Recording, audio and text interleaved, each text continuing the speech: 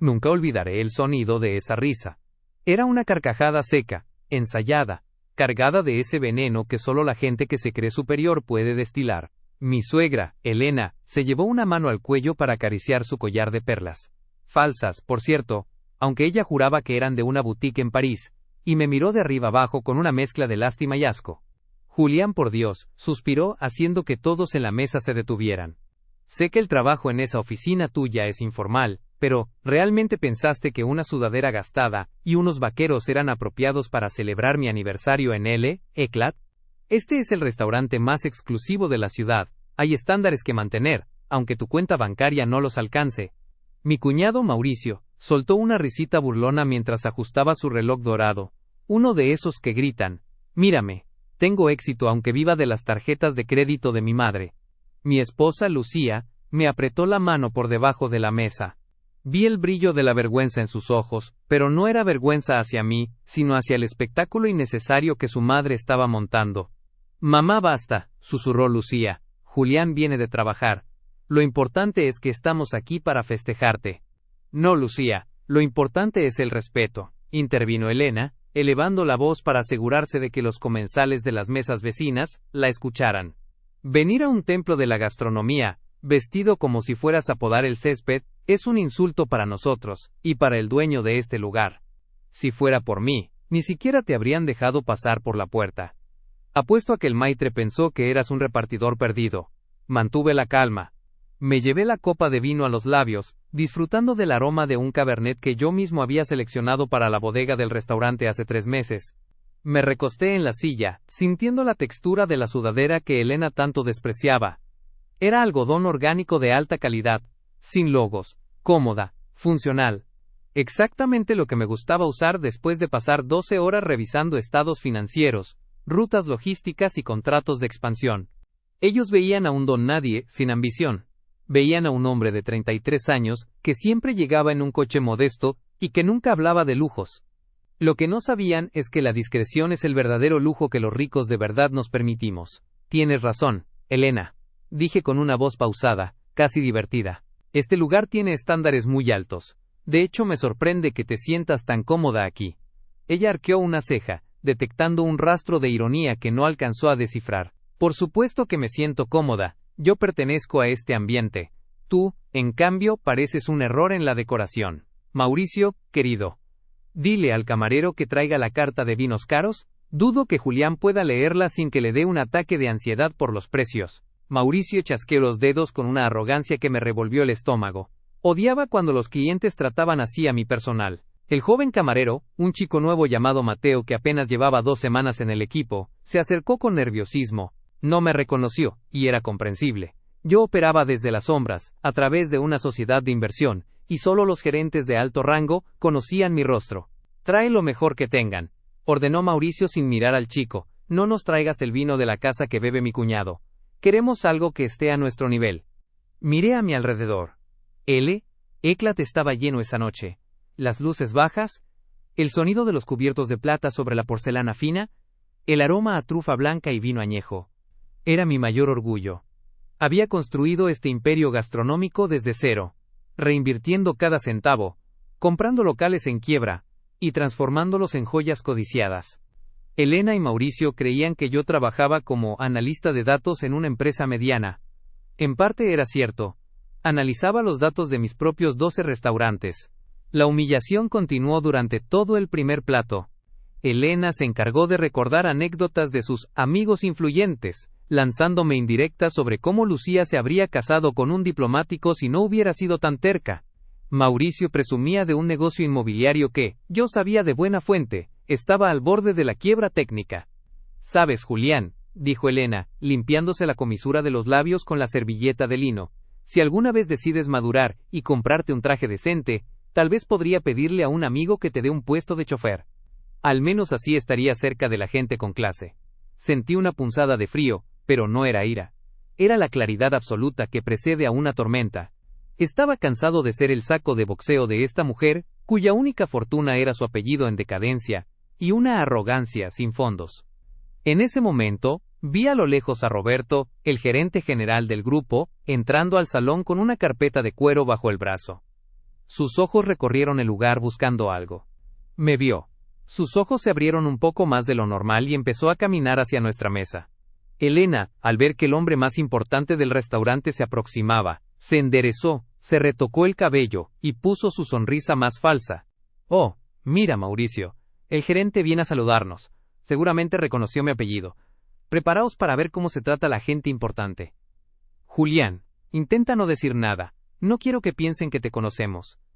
Roberto estaba a 3 pasos de la mesa. Yo dejé el cubierto sobre el plato, y, por primera vez en la noche, sonreí de verdad. Una sonrisa gélida, la de alguien que acaba de decidir que la función ha terminado. Bajo la mesa mi mano encontró un pequeño sobre que había traído conmigo. Era la notificación de embargo de la casa de Elena, la cual mi sociedad de inversión acababa de comprar en una subasta bancaria esa misma mañana sin que ella lo supiera. La pieza final del rompecabezas estaba sobre la mesa, y Elena estaba a punto de descubrir que el hombre al que llamaba repartidor era, en realidad, el dueño de su destino. Roberto, el gerente general, se detuvo a escasos centímetros de nuestra mesa.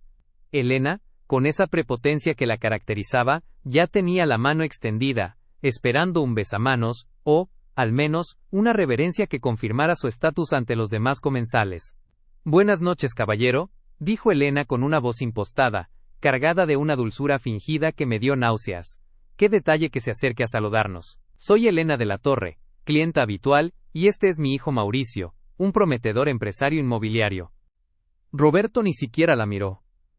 Sus ojos estaban fijos en los míos, buscando una señal, una orden silenciosa sobre cómo proceder. Yo hice un gesto casi imperceptible con la cabeza, una señal para que mantuviera la calma y no revelara mi identidad todavía. Él, que era un profesional consumado, captó el mensaje de inmediato. Buenas noches, respondió Roberto con frialdad profesional, ignorando la mano extendida de mi suegra. Solo estaba asegurándome de que todo estuviera en orden con el servicio. Elena bajó la mano, visiblemente irritada por el desaire, pero rápidamente descargó su frustración contra mí. ¿Lo ves, Julián?, siseó, volviéndose hacia mí cuando Roberto se alejó un par de pasos para hablar con un camarero. Así se comporta un hombre con presencia. Deberías aprender algo, aunque dudo que tu cerebro procese algo que no sea como ahorrar un par de centavos en ropa de segunda mano. Mauricio soltó una risotada y pidió otra botella de un vino carísimo que, sabía perfectamente, no tenían intención de pagar ellos. Déjalo, mamá, dijo Mauricio, dándole un sorbo a su copa. Julián es feliz en su mediocridad. Es ese tipo de gente que nace para servir, no para ser servida. Es una lástima que mi hermana se haya conformado con tan poco. Lucía estaba a punto de explotar. Su paciencia tiene un límite, y ver cómo trataban al hombre que amaba, y que, además, era el motor económico silencioso que nos permitía vivir con una comodidad que ella nunca presumía, la estaba consumiendo. Le apreté el muslo por debajo de la mesa para pedirle silencio. No era el momento. No todavía. No te preocupes, Lucía, dije con voz suave, mirando directamente a Elena. A veces, los que más gritan sobre su posición son los que tienen el suelo más inestable bajo los pies. Elena se rió, una risa estridente que hizo que varias personas se giraran. ¿Inestable? Por favor. Mi familia ha tenido apellido y propiedades desde antes de que tú supieras anudarte los zapatos. Propiedades que, por cierto, tú nunca podrías ni soñar con pisar si no fuera por mi generosidad. Ahí estaba. El anzuelo. Lo que Elena no sabía era que yo no solo era un analista. Mi especialidad era la adquisición de deuda. Durante los últimos 6 meses me había dedicado a rastrear los movimientos financieros de mi familia política. No por maldad, sino por protección. Sabía que Mauricio estaba metiendo a su madre en negocios turbios, usando la mansión familiar como aval para préstamos de alto riesgo que terminaban en casinos o en inversiones fantasma. Había descubierto que la joya de la corona de Elena, la villa de estilo colonial donde celebraban sus cenas de alta sociedad, estaba en proceso de ejecución hipotecaria. El banco había agotado su paciencia. Mauricio había falsificado firmas, había pedido prórrogas, y finalmente, la deuda había sido vendida a un fondo de inversión privado, Vanguard Heritage Holdings. Lo que nadie en esa mesa sabía era que Vanguard Heritage Holdings era una de mis empresas pantalla. Yo era el dueño de su deuda. Yo era el dueño de su techo. Y esa mañana, a las 9 de la mañana, había firmado el ejecútese final. Hablando de propiedades, Elena, comenté, cortando con elegancia un trozo de mi filete, escuché que el mercado inmobiliario está algo turbulento últimamente. ¿No te preocupa que los bancos ya no perdonen las deudas como antes? Mauricio se atragantó con el vino. Su rostro pasó de un rojo rubicundo a un tono pálido, ceniza en cuestión de segundos. Me miró con sospecha, buscando rastros de conocimiento en mis ojos, pero yo mantuve mi máscara de indiferencia. ¿Tú qué vas a saber de bancos, muerto de hambre?, escupió Mauricio, recuperando el aliento. Tú preocúpate porque no te despidan de tu cubículo. De los negocios de verdad nos encargamos los hombres que manejamos cifras con más de 3 ceros. Solo decía, respondí, encogiéndome de hombros. A veces, los imperios se desmoronan por un simple papel mal firmado. Elena golpeó la mesa con su copa, haciendo que el cristal tintineara. Basta de insolencias. Me arruinas la cena con tus comentarios de mal agüero. Eres un envidioso, Julián. Te mueres de rabia porque nosotros cenamos aquí por derecho propio, y tú estás aquí de limosna. Es más, Mauricio, llama al gerente. Quiero que este individuo sea escoltado fuera. No aguanto su presencia ni un minuto más.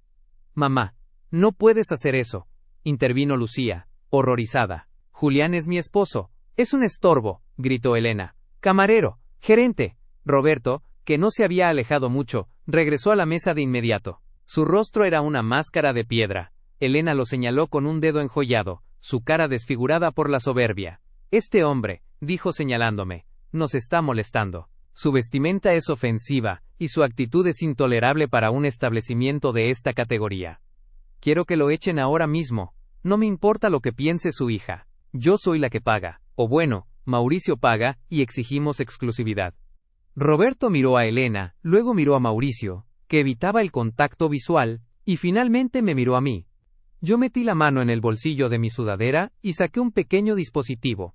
El mando a distancia del sistema de sonido y luces del restaurante, un objeto que solo el dueño y el gerente general poseían. Lo puse sobre la mesa con un golpe seco. Roberto, dije, y mi voz ya no era la del yerno sumiso, sino la del jefe que no acepta errores. Parece que tenemos un problema de etiquetas en la mesa 12. La señora cree que el dinero y el apellido le dan derecho a gritar en mi establecimiento. El silencio que siguió fue tan pesado que se podía sentir en el pecho. Elena abrió la boca, pero no salió ningún sonido. Mauricio se hundió en su silla, pareciendo que quería ser tragado por la alfombra. ¿Su establecimiento?, tartamudeó Elena, mientras el color empezaba a abandonar sus mejillas. Roberto, continué, ignorándola, trae la cuenta.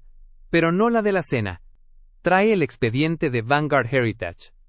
Creo que la señora de la Torre y su hijo necesitan una lección sobre quién es realmente el dueño de lo que pisan. El silencio en la mesa era absoluto, roto únicamente por el murmullo lejano de otros comensales que no tenían idea del terremoto que estaba ocurriendo en nuestro rincón. Roberto asintió con una gravedad impecable y se retiró hacia la oficina privada. Elena me miraba fijamente con los ojos muy abiertos, moviendo la boca como un pez fuera del agua. Su cerebro intentaba procesar la información, pero la disonancia cognitiva era demasiado fuerte. No podía aceptar que el hombre al que había humillado durante 5 años por su sudadera barata, fuera el dueño del lugar donde ella mendigaba estatus. Julián, deja de decir estupideces, soltó finalmente, aunque su voz carecía de la fuerza de antes. ¿Tu establecimiento? Este restaurante pertenece a un consorcio internacional. Lo leí en la revista Elite. No eres más que un mentiroso patético intentando salvar la cara frente a mi hijo. Mauricio, sin embargo, no decía nada. Él sabía. Sus manos temblaban tanto que tuvo que esconderlas bajo el mantel. Él conocía los nombres que aparecían en los contratos que había firmado desesperadamente para cubrir sus deudas de juego y sus malas inversiones. Roberto no es solo el gerente, Elena, dije, recostándome con una calma que la ponía más nerviosa. Es mi mano derecha. Y si te preguntas por qué nunca me viste en las fotos de las inauguraciones, es porque prefiero que la gente como tú se revele tal cual es. Si supieras quién soy, habrías fingido amabilidad. Pero al creer que no soy nadie, me has dado tu versión más honesta. Y déjame decirte, es despreciable. En ese momento, Roberto regresó. No traía una cuenta corriente en la bandeja de plata, sino una carpeta de piel negra con el logotipo de mi firma de inversiones. La colocó frente a mí con una reverencia que esta vez sí fue profunda y genuina. Aquí tiene los documentos actualizados de la adquisición de esta mañana, señor, dijo Roberto. Los abogados de Vanguard Heritage han confirmado que la transferencia de títulos de la propiedad en la calle Magnolia ha sido completada. La ejecución es inmediata. Elena palideció. Calle Magnolia era su dirección. La mansión que había pertenecido a su familia por 3 generaciones. ¿Qué es eso de Magnolia?, preguntó ella con la voz quebrada. Mauricio, ¿de qué está hablando este hombre? Yo abrí la carpeta lentamente, disfrutando de cada milímetro de papel que se revelaba. Saqué un documento con sellos notariales y lo deslicé por la mesa hacia ella. Verás, Elena, mientras tú te burlabas de mis zapatos, yo estaba comprando tu deuda. Mauricio aquí presente. Señalé a mi cuñado, que parecía querer fundirse con la silla. Usó tu casa como garantía para un préstamo puente de $3 millones. Lo hizo a través de una sociedad fantasma, pensando que podría recuperar el dinero antes de que te dieras cuenta. Pero el mercado cayó, y el préstamo entró en mora. Mentira, gritó Mauricio, aunque sin convicción. Eso era un negocio seguro. Íbamos a duplicar el capital. Lo que no le dijiste a tu madre, continué, ignorándolo, es que ese préstamo fue comprado por mi empresa hace 3 meses. He estado esperando este momento. Podría haber ejecutado el embargo en privado, en una oficina fría con abogados de por medio. Pero decidí que quería ver tu cara cuando te dieras cuenta de que la persona que no tiene dónde caer muerta es, técnicamente, tu nuevo casero. Elena tomó el papel con dedos trémulos. Sus ojos recorrieron las cláusulas de incumplimiento, el monto de la deuda y finalmente el nombre del beneficiario final, Julián Estrada. No puedes hacer esto, susurró ella, las lágrimas de rabia empezando a asomar. Es mi casa. Es mi patrimonio. Lucía, dile algo. Es tu marido. Lucía, que hasta ese momento había permanecido en silencio, soltó mi mano y miró a su madre. Por primera vez en años, no vi lástima en su rostro, sino una resolución de acero. Mamá, Julián me contó todo hace semanas, dijo Lucía con voz firme. Me mostró las pruebas de cómo Mauricio estaba desmantelando tu herencia. Él quería intervenir antes, pero yo le pedí que esperara. Quería ver si por una vez podías tratarnos con respeto sin saber que teníamos el poder. Pero esta noche te superaste. Es una trampa, chilló Elena, atrayendo las miradas de todo el restaurante. Me habéis tendido una trampa. Nadie te obligó a ser una persona horrible, Elena, respondí con una frialdad gélida. Nadie te obligó a burlarte de mi ropa ni a tratar al personal como si fueran basura. Simplemente te di suficiente cuerda para que te ahorcaras sola y vaya que lo hiciste con estilo. Me incliné hacia adelante, invadiendo su espacio personal. La fragancia de su perfume caro ahora olía a desesperación. La cena de aniversario corre por mi cuenta, dije, haciendo un gesto a Roberto. Considéralo mi regalo de despedida. Porque mañana, a las 8 de la mañana, habrá un equipo de mudanza en la puerta de la calle Magnolia. He decidido que esa casa tiene demasiado mal gusto para mi cartera de propiedades. La voy a remodelar por completo y la convertiré en un centro de acogida para personas que realmente saben lo que significa la humildad. Elena soltó un grito ahogado y se puso de pie, haciendo que su silla cayera hacia atrás con un estrépito. El caos estaba empezando. Mauricio intentó arrebatarme la carpeta, pero Roberto, con un movimiento rápido, se interpuso entre nosotros. Señor de la Torre, dijo Roberto con voz autoritaria, le sugiero que se retire antes de que llame a seguridad. Este es un establecimiento privado, y ustedes ya no son bienvenidos. El rostro de Elena era un mapa de humillación total. El rímel se le corría por las mejillas y su collar de perlas, ese que tanto presumía, se enganchó en su vestido mientras intentaba recoger su bolso. Se veía pequeña, vieja, y sobre todo derrotada. Esto no ha terminado, amenazó ella, aunque su labio inferior temblaba. Te demandaré. Usaré hasta el último centavo para destruirte. ¿Con qué centavos, Elena?, pregunté, mientras tomaba un último sorbo de mi vino. Acabo de decirte que soy dueño de tu casa, de tus deudas y, por si no te has dado cuenta, de este restaurante. Mañana no tendrás ni un sofá donde sentarte a llorar. Ella me miró con un odio puro, pero tras ese odio, vi el miedo. El miedo de alguien que ha construido toda su identidad sobre una mentira y que acaba de ver cómo la verdad le pasa por encima como un tren de carga. Roberto, dije sin mirarlos, acompáñalos a la salida, y asegúrate de que todo el mundo vea que los invitados de honor se van sin pagar la cuenta. Porque no tienen con qué. El final del acto había comenzado. El estrépito de la silla de Elena golpeando el suelo resonó como un disparo en la sala principal de L. Eclat. El murmullo de las otras mesas cesó de golpe. Decenas de cabezas se giraron. Rostros de la élite local, empresarios y críticos gastronómicos observaban la escena con una curiosidad morbosa. En ese mundo de apariencias, un escándalo era la peor de las muertes, y Elena lo sabía. «No te atrevas a tocarme», le gritó Elena a Roberto cuando éste intentó guiarla hacia el pasillo lateral. «Sabes perfectamente quién soy. Soy una de la Torre. Este hombre es un impostor». Señaló con un dedo tembloroso hacia mí, buscando desesperadamente un aliado entre los comensales. Sus ojos se cruzaron con los de la señora Valenzuela, una de sus amigas más cercanas y secretamente, su mayor rival en el club social. La señora Valenzuela la miró con una mezcla de horror y satisfacción, ocultando una sonrisa detrás de su copa de champaña. «Julián, detén esto ahora mismo», rogó Mauricio, que ya estaba de pie, sudando a mares. «Podemos llegar a un acuerdo. Lo de la casa fue un error de cálculo. Te devolveré el dinero. Solo, no hagas esto aquí». «¿Un acuerdo, Mauricio?». Me levanté lentamente, ajustando las mangas de mi sudadera vieja. Mi voz no era fuerte, pero en el silencio del restaurante, cada palabra cortaba el aire. «Hace 10 minutos me ofrecías un trabajo como chofer, para que pudiera estar cerca de gente con clase. Hace una hora, te burlabas de mi cuenta bancaria. El tiempo de los acuerdos expiró cuando decidiste que mi humildad era una debilidad que podías pisotear». Caminé hacia ellos, obligándolos a retroceder hacia el centro del salón, donde la luz de la gran araña de cristal los iluminaba como si estuvieran en un escenario de ejecución. «Mira a tu alrededor, Elena», dije extendiendo los brazos. «Hablas de estándares, de clase, de pertenencia. Pero aquí, en este lugar que tanto veneras, no eres más que una persona que no puede pagar su propia cena, y que ha perdido su hogar, por la avaricia de un hijo que criaste para ser igual de vacío que tú.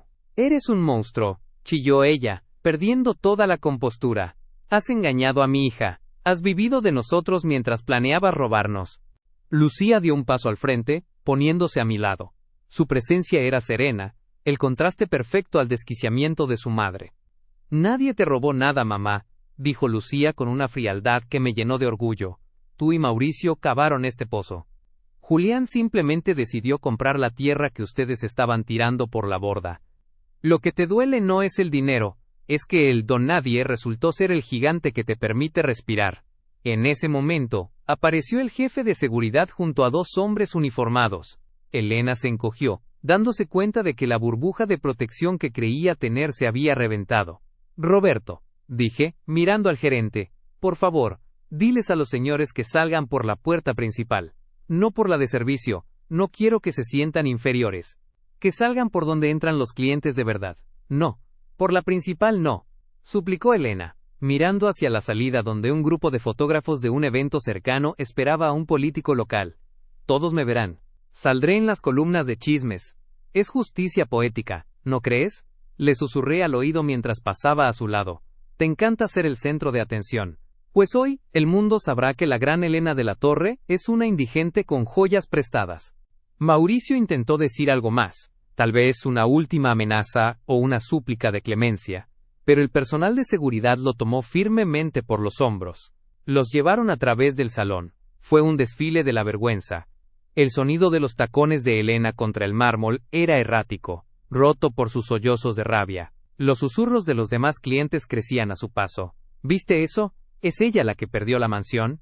¡Qué escándalo!». Al llegar a las puertas dobles de roble, Elena se detuvo y me miró una última vez. Su rostro era una máscara de odio puro.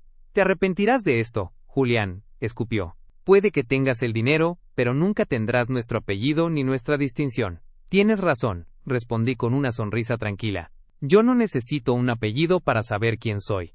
Tú, en cambio, sin ese apellido y sin esa casa, no eres absolutamente nada». Hice un gesto a los guardias. Las puertas se abrieron de par en par, dejando entrar el aire frío de la noche, y el flash de una cámara que pasaba por allí. Elena y Mauricio fueron expulsados a la acera, frente a la mirada atónita del aparcacoches a quien Mauricio había humillado al llegar. Me quedé allí, de pie en la entrada de mi restaurante, viendo cómo mi suegra intentaba cubrirse el rostro con su bolso barato de diseñador, mientras buscaba un taxi que no tenía cómo pagar. La tensión que había acumulado durante años de insultos y desprecios se evaporó, dejando en su lugar una satisfacción gélida y perfecta. Me giré hacia Roberto, que me miraba con una ceja levantada, esperando instrucciones. Roberto, dije, retomando mi tono profesional, que limpien la mesa 12 de inmediato. El olor a desesperación arruina el apetito. Y tráenos el postre a mi esposa y a mí. Tenemos mucho que celebrar. El caos apenas comenzaba para ellos, pero para mí, por primera vez en mi vida, el aire se sentía limpio. La mañana siguiente no trajo la calma, sino la confirmación del naufragio de los de la torre. Eran las 8 en punto cuando mi coche se detuvo frente a la mansión de la calle Magnolia. El sol golpeaba la fachada de estilo colonial, resaltando las grietas que la falta de mantenimiento real, y no solo cosmético, había dejado en los muros. Al igual que la familia que vivía dentro, la casa era una cáscara hermosa pudriéndose desde el corazón. Frente a la verja de hierro, un camión de mudanzas blanco y 3 furgonetas de mi equipo de seguridad esperaban en silencio. No venía a saquear, venía a tomar posesión de lo que la ley y la estupidez de Mauricio me habían entregado. Bajé del coche con mi café en la mano, vistiendo la misma sudadera de la noche anterior. Lucía no me acompañó. Ella ya se había despedido de esa casa hacía años, cuando comprendió que las paredes tenían más amor por el linaje que por las personas. Procedan, le dije al jefe de seguridad. No hubo necesidad de forzar la entrada. En cuanto el equipo cruzó el jardín, la puerta principal se abrió de golpe. Elena salió al porche, todavía con el vestido de la noche anterior, aunque ahora arrugado y manchado de rímel.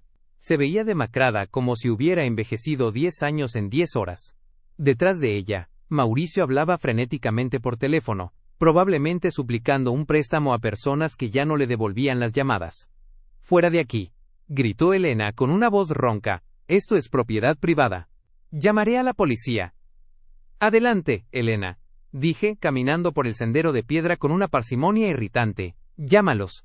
De hecho, el oficial que vendrá ya tiene una copia de la orden de desalojo firmada por el juez Ramírez. ¿O prefieres que le mostremos el contrato de cesión de derechos que Mauricio firmó bajo fe de notario hace 3 meses? Mauricio bajó el teléfono. Su rostro era un poema de derrota. Julián, por favor, se acercó a mí, intentando recuperar ese tono de colegas que nunca tuvimos. Hablemos de hombre a hombre. Mi madre no tiene a dónde ir. Si nos das 30 días, podemos vender unos terrenos en el norte y liquidar la deuda.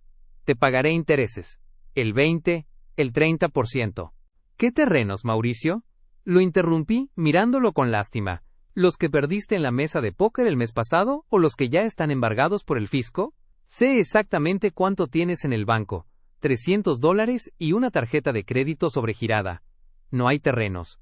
No hay acuerdos. Solo queda esta casa, y ya no es tuya. Elena bajó los escalones, temblando. Intentó abofetearme, pero simplemente atrapé su muñeca en el aire. No con violencia, sino con la firmeza de quien sujeta a un niño caprichoso. Suéltame, animal, siseó. Esta casa es mi historia. Mis abuelos durmieron aquí. No puedes dejarme en la calle. No te estoy dejando en la calle, Elena, respondí soltándola. Te estoy dejando en la realidad. Durante años usaste este lugar como un trono desde el cual escupir a los que considerabas inferiores. Usaste el dinero que no tenías para comprar un respeto que no te ganaste. La historia de tus abuelos se terminó cuando dejaste que tu hijo convirtiera este techo en una ficha de casino. Hice una señal al equipo de mudanza. Tienen 2 horas para sacar sus objetos personales, solo ropa y documentos. Los muebles, las pinturas y las antigüedades forman parte de la garantía de la deuda. Roberto ya está catalogando todo. Si falta un solo jarrón Ming, presentaré cargos criminales por robo de activos bajo embargo. Fue en ese momento cuando el peso de la situación la aplastó. Elena se desplomó en el último escalón del porche y comenzó a llorar. No era el llanto de una madre herida, era el llanto de un ego que se quedaba sin espejo. Mauricio, por su parte, intentó pasar por mi lado para entrar a la casa, pero 2 de mis hombres le bloquearon el paso. Tú no entras, dije. Tú ya causaste suficiente daño. Quédate aquí, y mira cómo se desvanece el imperio de papel que construiste. Observé cómo empezaban a sacar las cajas. Vi pasar sus abrigos de piel, sus sombreros ridículos, las maletas llenas de una vida de apariencias. Mientras tanto, recibí un mensaje en mi teléfono de mi abogado principal. La liquidación de los activos de Mauricio estaba casi completa, incluso su coche deportivo, el que tanto presumía, Estaba siendo remolcado en ese mismo instante desde el club de golf. Me acerqué a Elena una última vez. Me incliné hacia ella, que me miraba con un odio que ya ni siquiera tenía fuerzas para expresar con palabras. ¿Sabes qué es lo que más te duele, Elena? Le pregunté en voz baja. No es perder la casa. Es saber que el resto de tu vida vas a tener que vivir en un pequeño apartamento que yo mismo voy a pagar, a través de un fondo fiduciario anónimo. Vas a vivir de mi caridad, de la caridad del muerto de hambre, y cada vez que entres por esa puerta, recordarás que este repartidor fue el único que tuvo la decencia de no dejarte dormir debajo de un puente. Ella me miró con horror. El saber que su supervivencia dependía del hombre al que más despreciaba, era la venganza más dulce que podía haber imaginado. No necesitaba verlo sufrir hambre. Necesitaba que supieran, cada segundo de sus vidas, que yo era el dueño de su existencia. El camión está listo, anunció el jefe de seguridad. Miré la mansión por última vez. En mi mente, ya veía los planos de la remodelación. Iba a derribar esos muros cargados de soberbia y convertir este lugar en algo útil, algo que devolviera a la comunidad un poco de lo que gente como los de la torre les había quitado. Subí a mi coche. Mientras arrancaba vi por el retrovisor a Mauricio, cargando una maleta desvencijada, y a Elena caminando hacia la calle, con la cabeza baja, sin un solo collar de perlas que la protegiera del mundo real. La justicia kármica no es rápida, pero cuando llega, es absoluta. 6 meses después, me encuentro sentado en la terraza de mi nuevo proyecto, un jardín comunitario y centro de formación gastronómica, que ahora ocupa el terreno donde antes se erguía la mansión de la calle Magnolia. Decidí que la estructura vieja no merecía ser salvada. Estaba demasiado impregnada de una energía rancia. Derribarla fue, en muchos sentidos, el acto terapéutico más grande de mi vida. Ver cómo los muros que guardaban tantos insultos y desprecios se convertían en escombros, me dio una paz que ningún balance bancario podría igualar. Hoy, visto mi sudadera de siempre. Pero ahora, cuando camino por la calle, ya no me importa si la gente ve a un don nadie o a un millonario. He aprendido que el verdadero poder no es el que se grita, sino el que se ejerce con la tranquilidad de quien no tiene nada que demostrar. A veces Lucía y yo hablamos de lo que pasó. Ella está feliz. Trabaja conmigo en la fundación, y por primera vez, respira sin el peso de las expectativas tóxicas de su apellido. No fue fácil para ella ver la caída de su madre, pero como bien dice, a veces hay que podar el árbol para que las ramas vuelvan a crecer sanas. ¿Y qué fue de Elena y Mauricio? Hace un par de semanas, tuve que revisar los informes del fideicomiso anónimo que gestiona sus gastos básicos. Viven en un apartamento de 2 habitaciones en un barrio trabajador. No es un tugurio, pero está a años luz del lujo al que estaban acostumbrados. Mauricio trabaja ahora como agente de ventas en una empresa de seguros de nivel medio. Irónicamente, su jefe es un hombre al que él solía humillar en la preparatoria. El mundo es, en efecto, un pañuelo muy pequeño. Elena, por su parte, sigue intentando mantener las apariencias. Me han contado que sale a caminar por el parque con sus últimos vestidos de diseñador, ahora gastados, contándole a quien quiera escuchar historias sobre su fortuna confiscada por una conspiración política. Nadie le cree. La gente la mira con esa misma lástima que ella solía sentir por mí, pero con una diferencia. La lástima hacia ella es real, porque su pobreza no es solo de dinero, es de alma. Ayer, mientras supervisaba la cocina del centro, recibí una llamada de Roberto. Señor, Elena de la Torre llamó al restaurante principal. Quería reservar la mesa 12 para su cumpleaños. Dijo que sus amigos esperarían un trato preferencial. Me reí. No fue una risa de maldad, sino de asombro ante la incapacidad humana de cambiar. ¿Y qué le respondiste, Roberto? Le dije que la mesa 12 está reservada permanentemente para personas que saben decir, por favor, y gracias. Le colgué antes de que empezara a gritar. Colgué el teléfono y miré hacia el jardín. Un grupo de jóvenes aprendices de cocina estaba cosechando hierbas frescas. Estaban riendo, aprendiendo un oficio, construyendo un futuro con sus propias manos. Eso es la riqueza. No el collar de perlas, no el reloj dorado, no el apellido grabado en una piedra fría. La vida tiene una forma muy curiosa de poner a cada quien en su lugar. A veces tarda años, a veces décadas, pero la justicia kármica siempre encuentra la dirección de tu casa, especialmente si esa casa la compraste con el sudor de otros. Mucha gente me pregunta por qué no los dejé en la calle totalmente. La respuesta es sencilla. Si los hubiera dejado morir de hambre, me habría convertido en el monstruo que ellos decían que yo era. Al mantenerlos con lo mínimo les recuerdo cada día quién ganó la batalla. Cada vez que Elena abre su refrigerador y ve comida que ella no pagó, está reconociendo mi victoria. Y ese es un castigo mucho más fino y duradero que la indigencia. Hoy, El Eclat sigue siendo el restaurante más exclusivo de la ciudad, pero las reglas han cambiado. Ya no hay un código de vestimenta rígido. Si vienes con una sudadera vieja, pero tratas al camarero con dignidad, eres bienvenido. Si vienes con un traje de $3,000, pero chasqueas los dedos para pedir un vino, se te invita amablemente a salir. He aprendido que el silencio es el arma más letal. Durante años, mi silencio fue mi escudo, hoy, es mi trofeo. Mientras ellos se desgastan gritando al pasado, yo sigo construyendo el futuro, paso a paso, sin hacer ruido, dejando que mis resultados hablen por mí. Al final del día, la lección es simple: nunca subestimes a la persona que no necesita presumir. Porque mientras tú estás ocupado mirando el logo de su ropa, esa persona podría estar comprando el suelo sobre el que estás parado. Me levanto de la silla, ajusto mi sudadera y camino hacia la cocina. Hay un nuevo menú que probar y una vida entera que disfrutar, lejos de la sombra de la gente pequeña que se cree grande. El sol se pone sobre la calle Magnolia, y por primera vez en un siglo, este lugar huele a esperanza, no a soberbia. La trampa se cerró hace mucho tiempo, y el ratón, finalmente, ha dejado de chillar.